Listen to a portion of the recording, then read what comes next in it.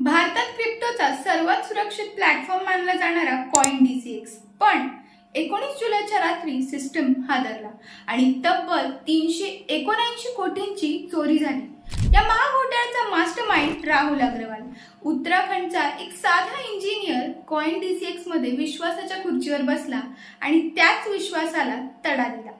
बनावट वॉलेट्स, खोटे अकाउंट्स आणि महिन्यांची तयारी इतकी सफाईने की कुणाला संशय सुद्धा आला नाही।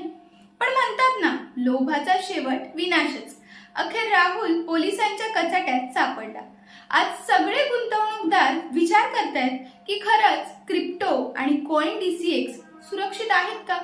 मित्रांनो, धडा एकच, गुंतवणूक करा पण डोळे उघडे ठेवून।